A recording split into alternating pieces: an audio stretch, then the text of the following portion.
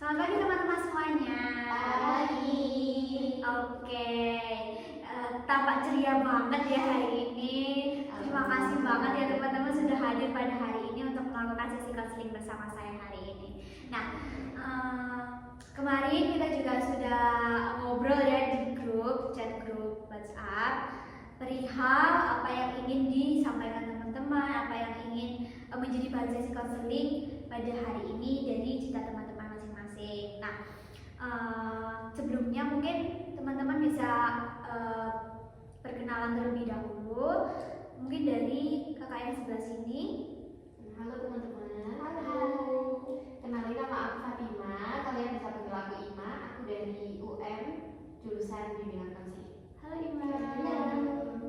Selanjutnya, Nama aku Devi Ardana. Panggilannya Devi. Aku juga dari UM. Jurusannya sama juga bimbingan konseling. Hai Devi. Halo teman-teman, perkenalkan nama aku Ekza Farihat. Teman-teman bisa manggil aku Ekza.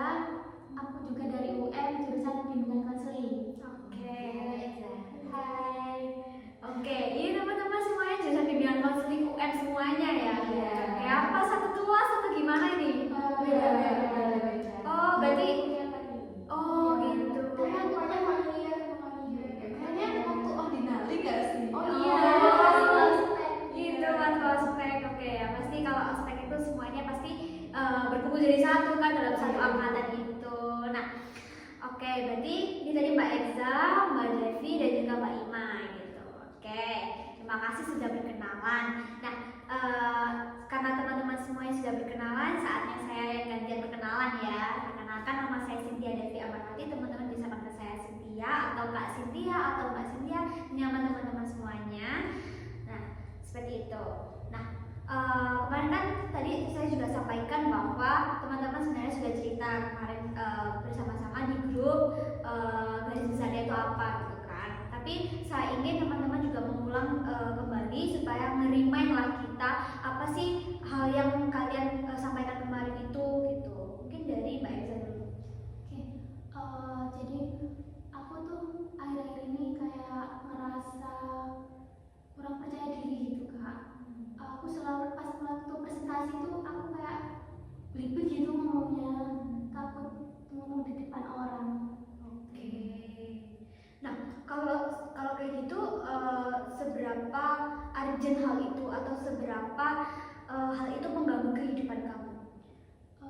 Mungkin 75% ya, itu yang membuat aku terganggu gitu kak. Oke, sampai 75% itu apa yang kamu rasakan?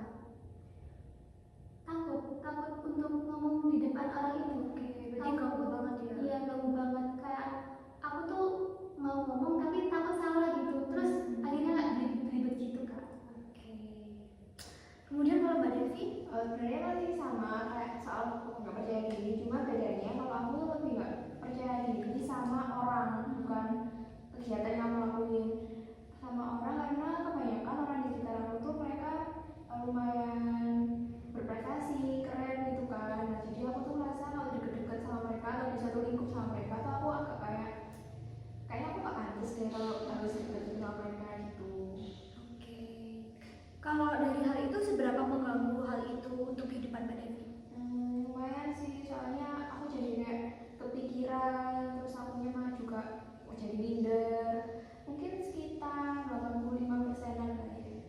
Oke, kalau dipresentasikan 85%. Oke, kalau Mbak Fatima? Kalau aku itu lebih ke sulit untuk mengambil keputusan, jadi kayak lebih sering takut buat ngambil resiko gitu kan. Oke, kalau hal itu seberapa mengganggu di kehidupan kamu? Lumayan sih, kayak 70%-an gitu. Oke, jadi tadi Mbak Eza 75%, Mbak Devi 85%, dan Mbak Ima sekitar 70%. Oke, teman-teman kalau dilihat dari presentasi yang sebenarnya sangat mengganggu teman-teman ini adalah dari Mbak Devi ya sebenarnya ya. Nah, mari kita sepakati terlebih dahulu. Untuk sesi konseling hari ini kita akan membahas siapa terlebih dahulu, karena tidak mungkin ketika kita dalam satu sesi konseling membahas 3 masalah sekaligus atau 3 bagus gitu. Jadi kita fokuskan satu topik saja. Nah, kira-kira kalau menurut teman-teman semuanya, siapa yang bersedia untuk dibahas permasalahannya sekarang, ataupun teman-teman juga ada pendapat untuk siapa yang mau dibahas hari ini? Boleh aku aja nggak, soalnya aku main gabung gitu sih bakalan ini. Oke. Gimana sih, boleh nggak? Iya nggak apa-apa. Soalnya cukup banyak ya. Siapa tahu nanti kalian juga ingin membantu aku. Oke, jadi Mbak Devi ini mengajukan diri untuk menjadi yang orang yang dibahas topiknya pada hari ini ya, seperti itu. Nggak apa-apa. Terlebih lagi tadi presentase urgensinya juga cukup tinggi ya dari Mbak Devi. Oke. Sebelum kita melakukan sesi konseling atau sebelum kita mulai bercerita banyak, nah saya ingin membuat kontrak konseling pada hari ini, pagi ini, dimana pada sesi konseling hari ini teman-teman bisa sangat terbuka kepada satu sama lain, bisa bercerita banyak hal juga, karena nanti saya juga nggak hanya akan nanya sama Mbak Devi aja, tapi saya juga akan minta pendapat teman-teman bagaimana atas permasalahan yang Mbak Devi hadapi ini. Nah, kemudian teman-teman juga tidak perlu khawatir untuk masalah ini akan bocor, karena tentunya saya sebagai konselor juga akan sangat menghargai kode etik sekali, dan juga harapannya teman-teman semuanya yang ada di sini juga bisa menjaga rahasia, menjaga privasi. Nah, semua yang cerita yang ada pada pagi hari ini di tempat ini tidak keluar dari ruangan ini, seperti itu. Apakah teman-teman mau berkomitmen untuk menjaga privasi teman-temannya? Oke, baik. Karena teman-teman juga sudah berkomitmen untuk menjaga privasi teman-teman yang lain juga, saya rasa kontrak ini juga akan berjalan dengan baik gitu ya. Nah, untuk durasi waktunya mari kita tetapkan sampai 30 menit saja ya teman-teman. Nah, seperti itu. Apakah teman-teman setuju? Setuju. Oke. Ini kan tadi kan permasalahan yang akan kita bahas adalah topiknya Mbak Devi ya. Nah, saya mau nanya nih, tujuan dan harapannya Mbak Devi itu apa sih untuk sesi konseling hari ini? Tujuannya sih mungkin kasih pemahaman baru aja ya, biar aku tuh nggak seminder kayak sekarang, biar aku nggak kepikiran juga, biar aku juga ada langkah harus ngapain, nggak cuma kepikiran aduh minder, tapi nggak ada tindakan yang aku lakukan. Aku mau ada gambaran lebih jauh aja sih. Oke, baik. Berarti saya juga izin mencatat ya. Berarti Mbak Devi ini ingin punya gambaran yang baru.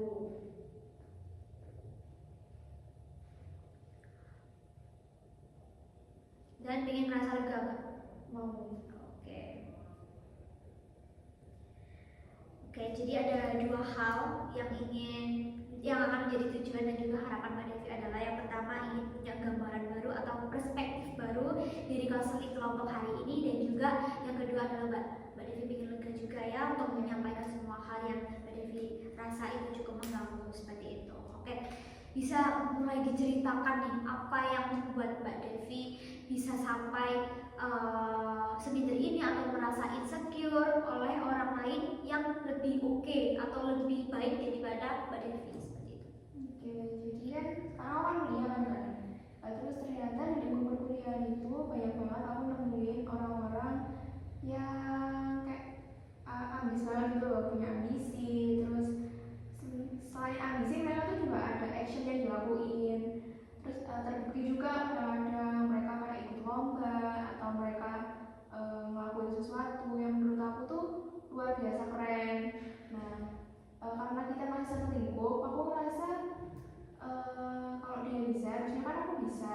Cuma nggak tahu kenapa akunya tuh nggak bisa kayak mereka. Jadi aku merasa kayak apa aku ya yang kayak salah atau aku yang kurang gitu. Soalnya mereka tuh ya gitu berprestasi banget sampai bikin aku merasa aku pengen kayak mereka tapi kayak nggak bisa deh gitu. Kenapa kamu berpikir kamu nggak mampu? Soalnya ya kan kalau saya lihat dari potensi diri saya sendiri sih kayaknya saya kurang. Terus saya juga tahu sifat saya tuh ada sifat buruk saya yang saya juga sebenarnya nggak suka, dan saya tahu banyak orang yang nggak suka. Kalau saya tuh orangnya lumayan males,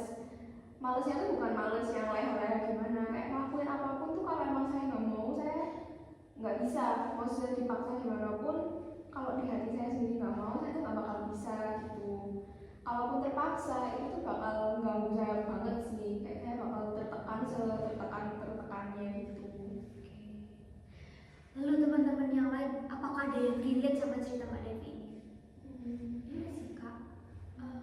Aku sangat relate banget, apalagi melihat kayak orang-orang itu sangat berprestasi, sedangkan kak kita itu Gini-gini aja iya, gitu kan. kayak gimana sih caranya kok bisa gitu. Tapi di sisi lain kayak kita nih malas untuk cari tahu informasi-informasi itu.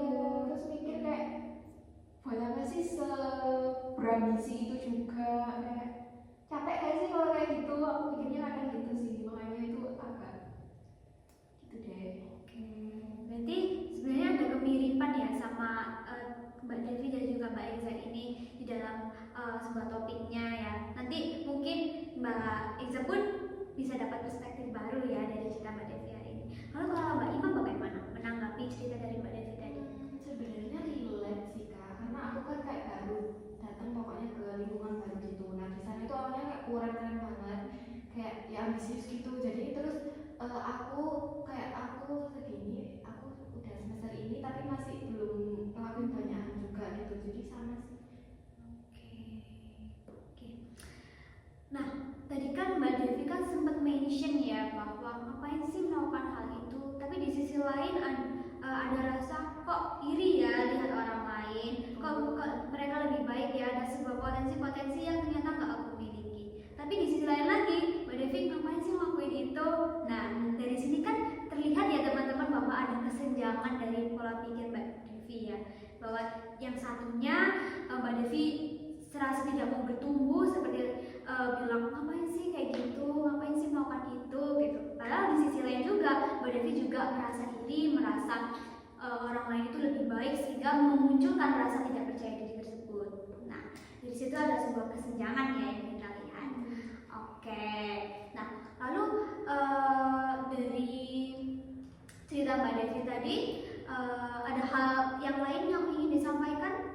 Garis besarnya sih kayaknya cuma itu sih kak. Ya aku cuma pengen dapet pandangan aja dari teman-teman, mungkin gimana sih caranya biar nggak seminder ini lagi, atau mungkin masih aku masukan baru soal ini. Sebenarnya nggak apa-apa sih, nggak harus kayak mereka juga buat prestasi atau buat bikin diri saya nggak pede itu, buat bikin diri saya jadi lebih pede itu nggak harus kayak mereka atau cari cara lain gitu sih. Oke, gini Mbak Devi ya, saya ingin tahu sih sebelum kita melakukan tekniknya yang lebih dalam lagi, saya ingin tahu sih seberapa menyadari Mbak Devi ini tentang dirinya Mbak Devi. Nah, kira-kira dari sudut pandangnya Mbak Devi saat ini, kira-kira potensi apa sih yang Mbak Devi miliki? Potensi itu harus akademik atau gimana kak? Nggak harus, bisa akademik, bisa kalau misalkan luar akademik mungkin seperti apa ya, menggambar mungkin, kayak artistik itu kayak ya artistik atau suka bersosialisasi itu juga termasuk potensi loh. Oke, bentar pikir. Sebenarnya waktu kakak nge-mention artistik, aku tuh sempat keinget ini, aku suka ngerajut.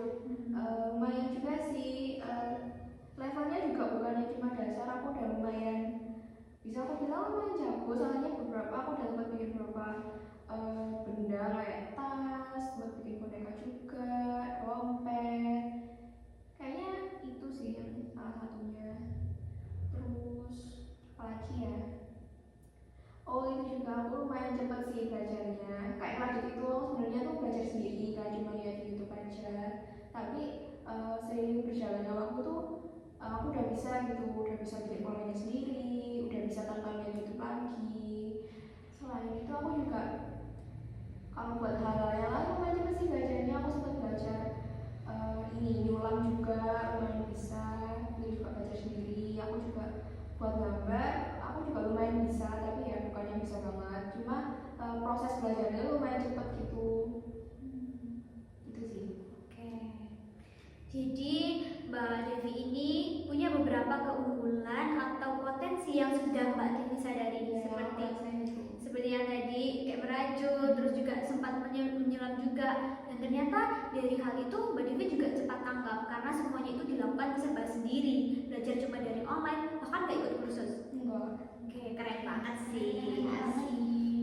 Nah, selain Mbak Devi nih, saya juga mau nanya ke teman-teman yang lain, kira-kira potensi apa yang kalian miliki supaya kalian tuh juga menyadari potensi apa yang kalian miliki. Mungkin dari Mbak Eksa. Mungkin aku kayak lebih ke hobi sih kak. Soalnya ibu aku kan kayak jualan catering gitu, kayak buat kue, makanan gitu, kayak olahan makanan lah. Dan di situ misalnya pas pulang kampung, pas di rumah ibuku membuat kue ada pesanan gitu, aku ikut bantu, dan itu mungkin aku berpotensi juga di itu olahan makanan gitu kak. Oh, berarti memasak ya? Iya. Oke, berarti Mbak Eksa ini tadi kan cateringnya kayak kue-kue gitu. Iya. Masak atau membuat kue? Iya, membuat kue juga Oke. bisa. Oh, Tapi sambil dibantu ibu juga sih. Oh iya, masih belajar pasti ya. Keren banget. Kalau Mbak Iman bagaimana?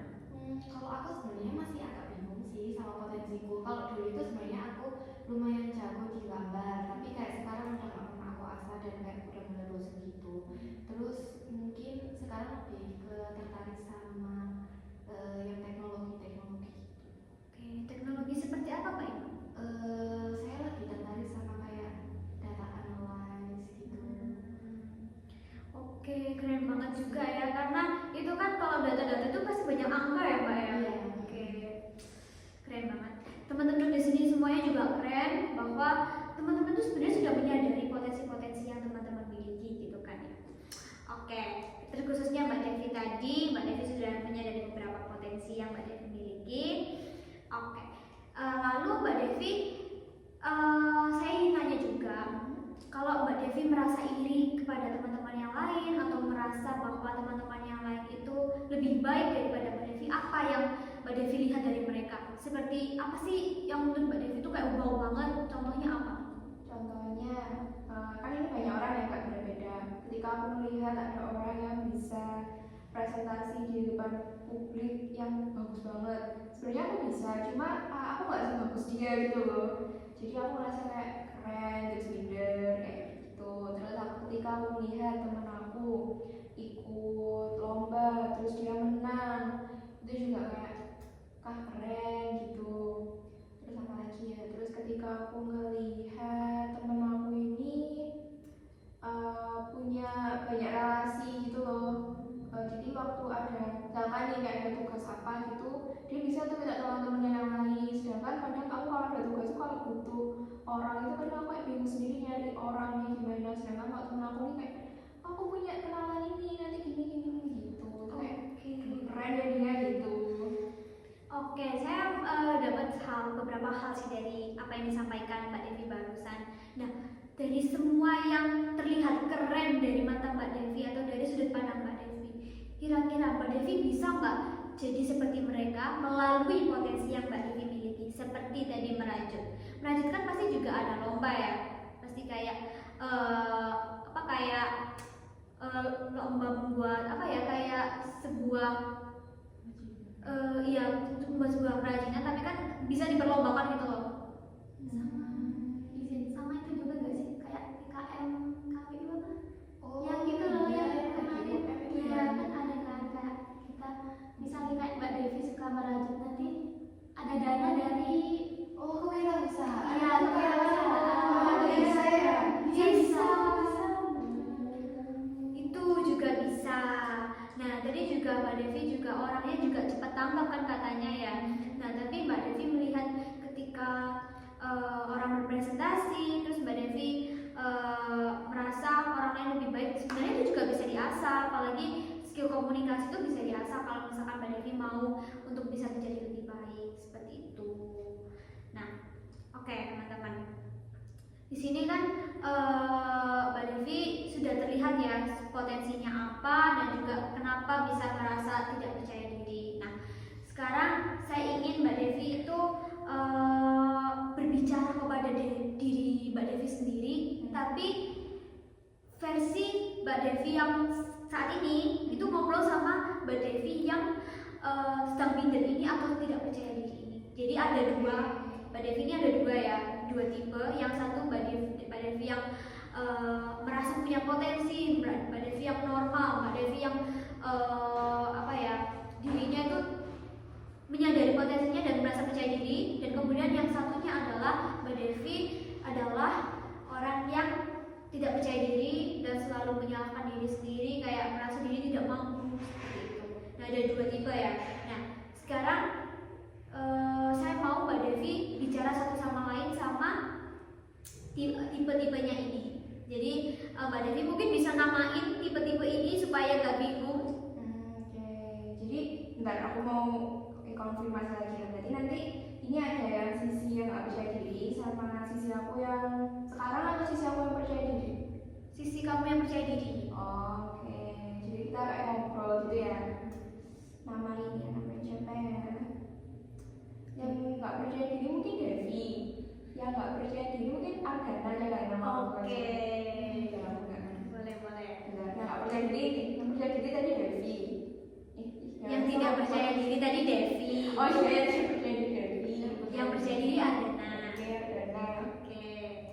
Ngobrolin apa aja kan tadi? Apa aja? Apa yang ingin kamu sampaikan? Apa yang kamu rasakan? Terus kayak kamu boleh menanyakan kamu tuh kenapa sih kayak gini gitu. Nah, terus kayak kamu juga bisa sampaikan perasaan kamu yang sebenarnya tuh kayak gimana kalau ketika menjadi si tidak percaya diri atau menjadi yang percaya diri seperti itu. Iya, aku mulai dari Argana dulu kali ya. Aku kalau ngomong ke Devi kayak, kenapa sih kamu kayak nggak mau ini? Kamu tuh cuma bisa minder aja, tapi kamu minder nggak ada gerakan apa-apa. Orang tuh biasanya kalau minder, yang lakuin sesuatu biar nggak minder. Sedangkan kamu cuma mikir kalau kamu minder, tapi nggak ada apa-apa yang kamu lakuin. Terus gimana rasa mindernya bisa hilang kalau kayak gitu? Terus Devinya balas, iya sih, aku tahu sebenarnya itu, tapi kan kayak ngapain sih berambisi segitunya? Toh hidup aku sekarang juga walaupun emang minder, tapi aku biasa-biasa aja. Maksudnya aku juga merasa santai. Sedangkan ya kalau aku harus usaha keras nih, pasti banyak banget hal-hal yang harus saya lalui. Capek tahu kalau kayak harus kayak gitu, hidup sama ambisi yang nggak pernah habis tuh capek. Sadar, ya namanya hidup pasti ya gitu nggak sih? Kalau nggak mau capek jangan hidup. Tapi harusnya kamu tuh nggak usah mikir kayak gitu. Lagian kan pasti juga banyak hal baik juga kok yang dilalui. Kalau kita mau nyoba suatu hal yang baru, nggak harus Devinya males, nggak harus yang baru juga kan. Kita kan juga bisa cari hal-hal yang emang kita suka aja. Aku tahu kok kamu sebenarnya ngelakuin itu tuh sebenarnya cuma pengen ngasih pembuktian ke orang-orang aja kalau kamu bisa. Padahal sebenarnya hati kamu nggak semau itu kan buat ngelakuin itu. Kamu cuma mau cari validasi orang karena kamu iri sama orang lain, kamu pengen kayak orang itu. Sehingga yang kamu lakukan aku tahu kok sebenarnya nggak tulus-tulus banget. Kalau nggak tulus kayak gitu kan kamu sendiri yang capek sebenarnya. Apa ya? Iya sih, benar sih itu. Tapi kan kalau gitu seenggaknya ada yang berubah dari kita. Seenggaknya kita ada hal-hal baru yang bisa kita coba. Seenggaknya walaupun aku emang lakuin itu buat nyari validasi orang, seenggaknya kan kita kan dapat hasilnya. Tapi kan kamu capek kalau kayak gitu. Harus tiap hari maksain diri ngelakuin hal yang sebenarnya kamu nggak minatin, nggak kamu suka. Pasti capek kan kalau hidup kayak gitu. Ya tapi kan emang harus kayak gitu. Soalnya hidup itu pasti berjalan kayak gitu ke depannya. Nanti kalau kita nggak ada apa-apa, kita nggak punya prestasi, kita nggak bisa jadi orang yang seperti yang kita mau. Nanti ke depannya bakal susah juga nggak sih buat kita? Ya kan bisa pakai cara lain, nggak harus kamu ngasih pembuktian ke orang-orang. Cari aja yang kita suka, apa kayak gitu. Kamu nggak harus bisa kayak misalkan nih, kamu kan ini tuh sama teman kamu yang kamu ini sama teman kamu yang ikut lomba apa bikin esai. Sedangkan kamu sendiri aja nggak suka buat esai. Kenapa nggak cari kita yang suka aja? Tapi kan kalau buat esai itu lebih mahasiswa gitu loh, kayak ngelihatin kalau kita tuh emang berpendidikan tinggi, jadi bisa buat esai kayak gitu. Lagian kalau nggak buat esai kita mau ngapain? Ya banyak, kamu kan bisa banyak juga. Kamu bisa nulis cerpen, bisa nulis puisi, apa kayak walaupun nggak mahasiswa banget kan nggak apa-apa juga, penting kan berprestasi juga. Tapi kan kamu males, emang bisa kalau kita ngelakuin gitu? Aku tuh nggak males sebenarnya, aku tuh males kalau aku ngelakuin hal yang nggak kita suka. Kalau hal yang kita suka sih aku pasti mau aja gitu. Makanya kamu tuh cari yang kita suka aja, jangan maksain ngelakuin hal yang nggak kita suka, karena nanti aku nggak suka ya punya perasaan nyesel ngelakuin hal yang nggak kita suka gitu. Paham nggak sih? Udah sih kan? Oke. Oke, tepuk tangan semuanya. Oke, teman-teman, kita kan semuanya sudah mendengar nih apa yang sudah disampaikan sama Mbak Devi. Terlihat tuh ada pro kontra ya dari apa yang disampaikan sama Mbak Devi. Sisi Devi dan juga sisi Ardana ini kayak sempat bertengkar tadi ya sepertinya, tapi nggak apa-apa. Nah, dari apa yang tadi sudah disampaikan sama Mbak Devi tadi, gimana perasaannya sekarang? Jujur lega sih, karena sebenarnya kan kalau dialog internasional biasanya aku cuma ngomong dalam hati, tapi ketika aku ngungkapin lewat mulut pakai suara yang keras kayak gini itu jadi lebih ada kesadarannya sih, kayak oh iya ya sebenarnya aku tuh kayak gini, tapi aku tuh kayak gini juga. Jadi aku tadi coba membandingkan juga bagian mana sih yang paling realistis buat dilakuin juga, jadi lebih kerasa obrolannya gitu. Karena kalau di dalam hati kan ya cuma aku sendiri yang tahu, aku sendiri yang cuma mengartikan di otak aku, tapi kalau diomongin kayak tadi itu kayaknya lebih lega juga sih. Oke. Nah, kalau Mbak Devi kan sekarang udah menikah nih, jadi udah tahu dong apa yang didapat dari apa yang sudah tadi si Devi dan juga si Ardana sampaikan tadi. Apa yang didapatkan sama Mbak Devi? Jujur kalau dari obrolan tadi sebenarnya aku lumayan pro ke Devinya.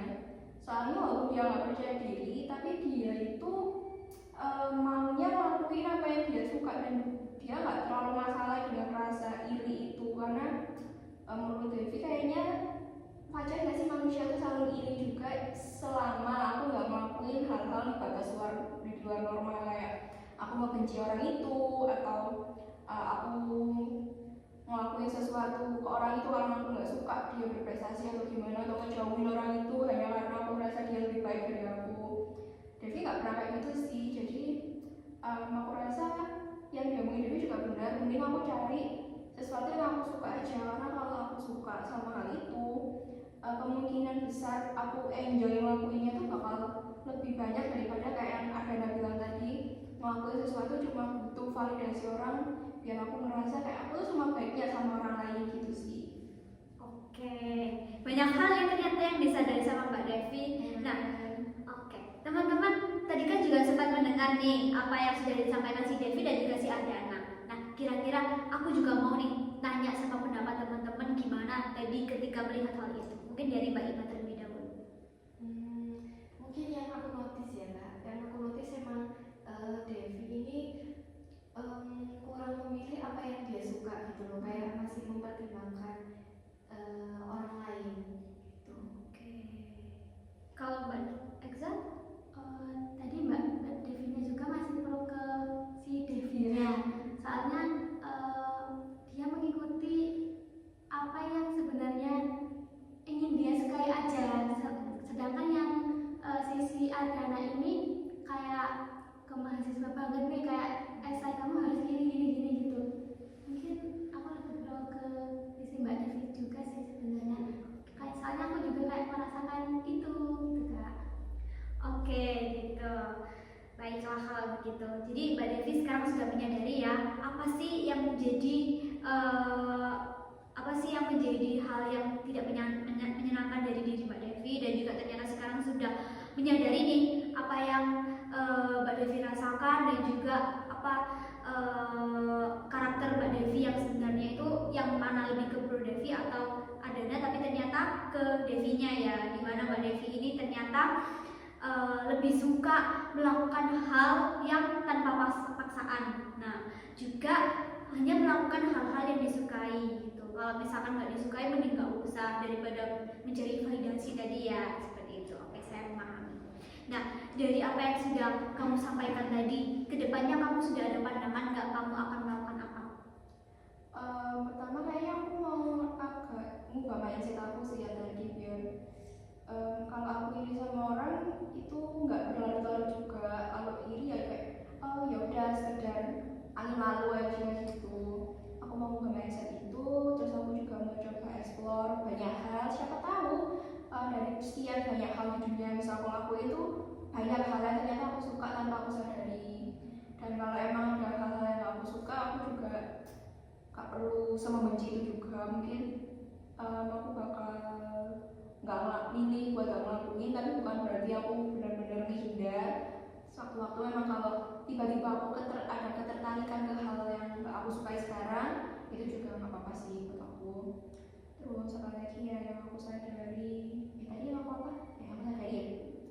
Itu sih, kayaknya itu deh. Saya tadi juga sempat menyadari satu hal, beberapa hal sih lebih tepatnya tentang kamu tadi kan di awal bilang bahwa potensi itu sebenarnya merajut juga cepat tanggap gitu kan. Tapi saat kamu berbicara dengan dirimu yang lain, kamu tuh sempat menyampaikan bahwa menulis esai, lalu menulis puisi. Mungkin bisa diceritakan sedikit tentang hal itu. Oh, sebenarnya sih kalau bukan esai kan tadi kan cerpen yang aku ngomongin yang bisa maksudnya. Soalnya dulu kan sempat pernah ikut menulis cerpen gitu, nah terus menang, jadi aku merasa aku punya potensi kan di situ. Cuma karena itu udah lama banget, sekarang aku merasa kayak itu tuh udah lama, sama aku nggak yakin apakah bakal itu masih ada sebenarnya. Soalnya nggak pernah aku explore lagi juga, soalnya aku juga jarang sih cari-cari info lomba kayak gitu, jadi buat ikut pun masih kalau buat yang waktu belakangan ini jarang, jadi cuma pernah ikut yang dulu aja. Dan aku nganggep kayaknya kalau dulu aja aku menang, kayaknya aku masih ada potensi, cuma nggak ada kesempatan buat coba lagi aja sih. Oke. Tapi Mbak Devi mau mencoba untuk mencari kesempatan-kesempatan itu. Boleh sih kayaknya, karena aku juga lumayan suka sih kalau buat nulis cerpen. Oke. Nah, gimana nih tanggapan teman-teman dari cerita Mbak Devi tadi? Mungkin dari siapa ya? Terserah deh. Dari siapa? Mungkin Mbak Devi tadi kan sempat bilang kayak Mbak Devi punya potensi ke cerpen-cerpen itu, kayak keren banget ya Mbak Devi. Itu kalau boleh tahu waktu kelas berapa?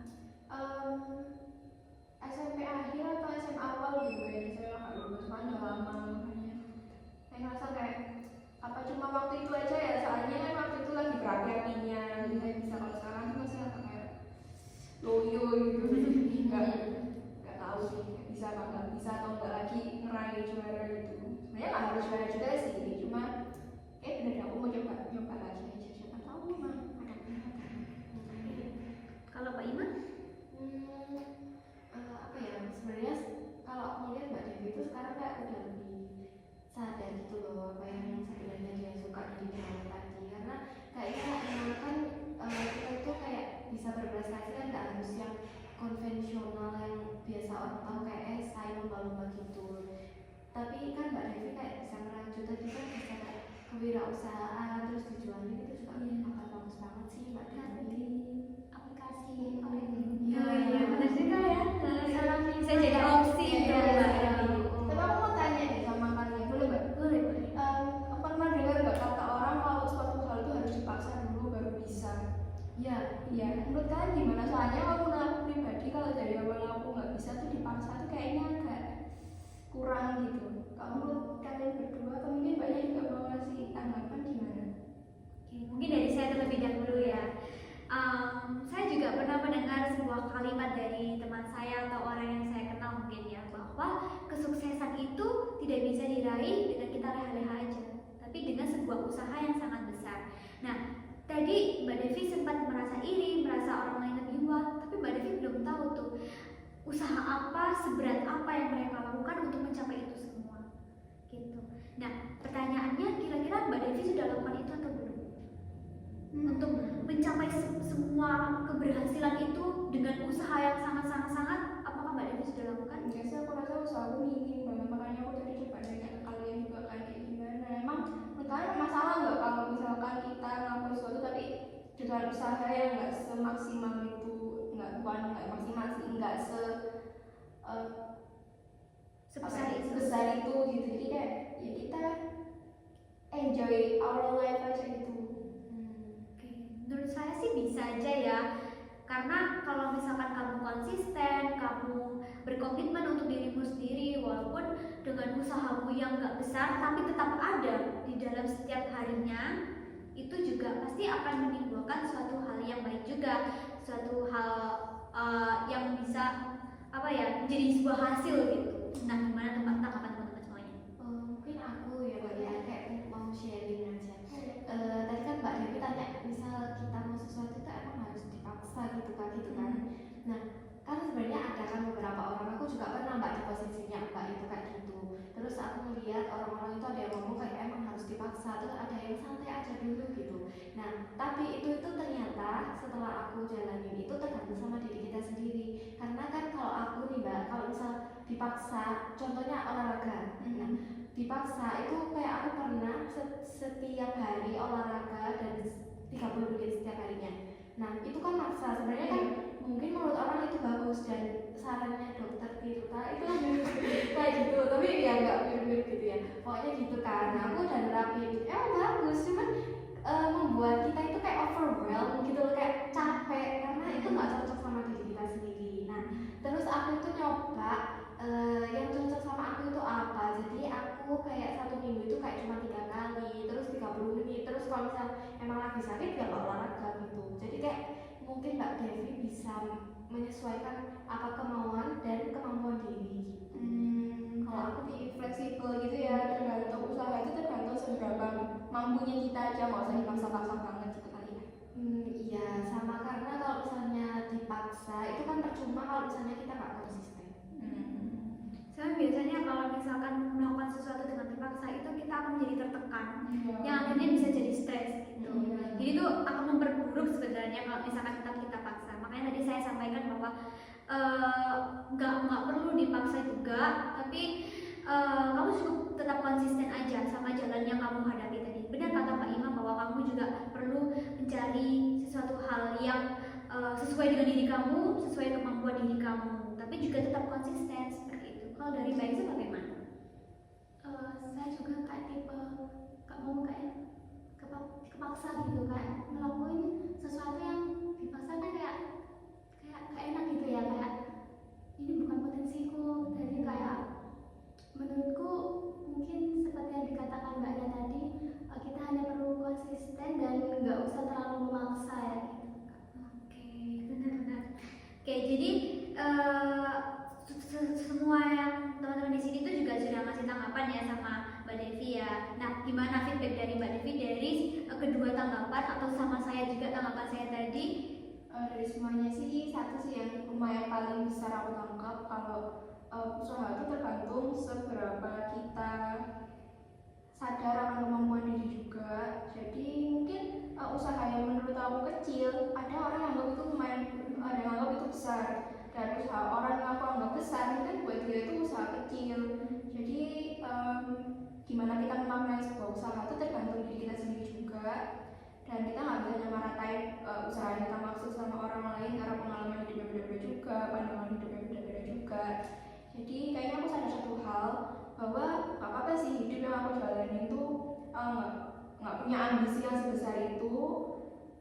Yang penting ada usaha, sedikit usaha yang aku lakuin secara konsisten tiap hari, dan gitu, dan gak yang cuma diem tanpa usaha apapun gitu sih yang aku dapat. Oke, bener banget sih. Berarti itu tanda Mbak Devi dan juga teman-teman menyimak banget ya sesi diskusi pada sesi konseling hari ini, dan juga terima kasih teman-teman karena sudah mendengarkan dengan aktif. Oke, saya ingin mengulas balik dari tujuan dan juga harapan Mbak Devi yang sudah Mbak Devi sampaikan tadi, bahwa Mbak Devi itu pengen punya gambaran baru dari sesi konseling hari ini. Apakah sudah dapat? Udah banget lagi, yang udah ngobrol itu udah gak pernah kepikir sebelumnya, tiba-tiba karena kita diskusi ngobrol-ngobrol lagi, rasanya ada hal yang baru yang aku dapat sih dari kalian semuanya. Oke, Makasih loh.